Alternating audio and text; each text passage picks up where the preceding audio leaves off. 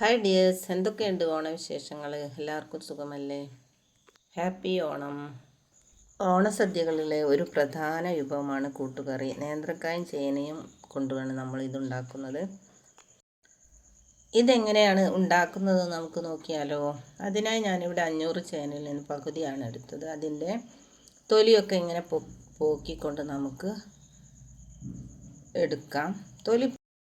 തൊലി പോക്കുമ്പോൾ കൈ ചൊറിച്ചിലുള്ളവർ ഒന്ന് ശ്രദ്ധിച്ചാൽ മതി. കുറച്ച് വെളിച്ചെണ്ണയോ മറ്റോ എന്താ കയ്യിൽ തേച്ചതിന് ശേഷം അവർക്കിത് ഇങ്ങനെ ചെയ്താൽ മതി.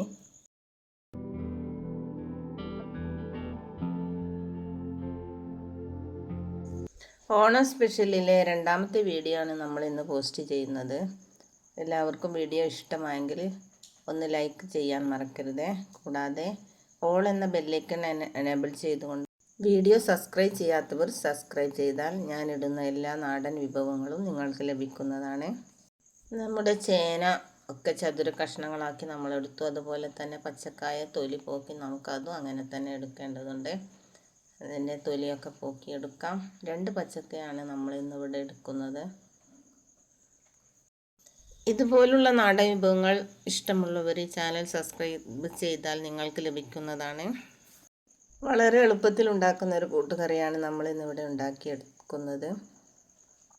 ഇതിലേക്ക് കടലയും ചേർക്കാറുണ്ട്. എന്നാൽ ഞാൻ ഇന്നിവിടെ കടല ചേർക്കുന്നില്ല. ഇത് രണ്ടും ഉപയോഗിച്ചാണ് കൂട്ടുകറി ഉണ്ടാക്കുന്നത്.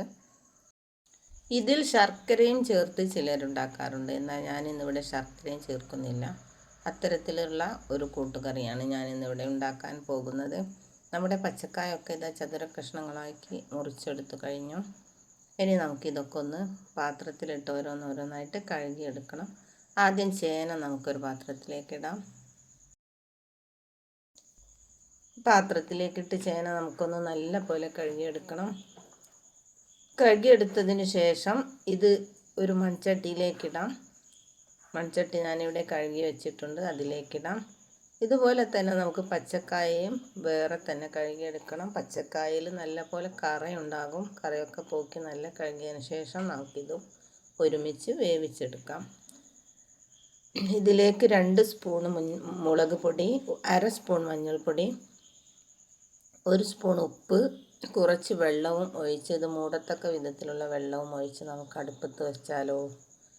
തിളക്കട്ടെ. നല്ലോണം വെള്ളം വറ്റേണ്ടതുണ്ട്. വെന്തതിന് ശേഷം ഇത് നമുക്കിതിലേക്ക് തേങ്ങ അരപ്പൊക്കെ തയ്യാറാക്കേണ്ടതുണ്ട്. അതിലേക്ക് 5-6 വെളുത്തുള്ളി അല്ലിയും ചേർത്തിട്ടുണ്ട്. അരമുറി തേങ്ങയും ചിരവിയത് ഇതിലേക്കിടുന്നുണ്ട്. ഇതിലേക്ക് 1/2 സ്പൂൺ മഞ്ഞൾപ്പൊടി, കുറച്ച് കറിവേപ്പിലയും ചേർക്കുന്നുണ്ട്. കുറച്ച് ഉപ്പും ചേർത്തതിന് ശേഷം നമുക്കിതൊന്ന് നല്ലപോലെ ഫൈനായിട്ട് അരച്ചെടുക്കാം. ഇതിലേക്ക് കുറച്ച് വെള്ളവും ഒഴിച്ച് നമുക്കിതൊന്ന് അരച്ചെടുക്കാം.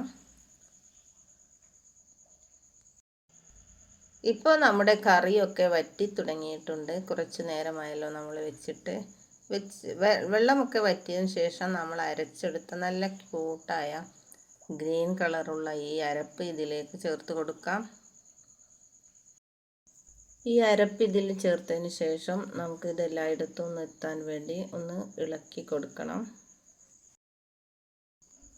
ഇതുപോലെയുള്ളൊരു കൂട്ടുകറി നിങ്ങൾ ഉണ്ടാക്കാറുണ്ടെങ്കിൽ കമൻറ്റ് ചെയ്യണേ.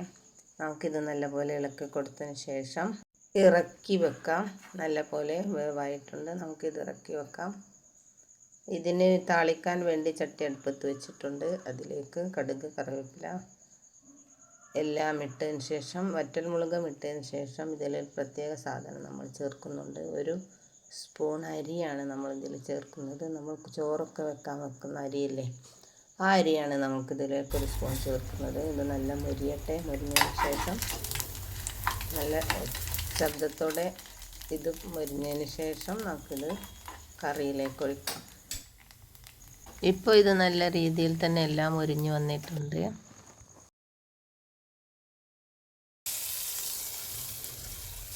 വളരെ എളുപ്പത്തിൽ ഉണ്ടാക്കാൻ പറ്റിയ ഒരു പോഷകസമൃദ്ധമായൊരു ഓണസദ്യ വിഭവമാണിത്. എല്ലാവരും ഉണ്ടാക്കി നോക്കണം. ഫീഡ്ബാക്ക് അറിയിക്കണേ.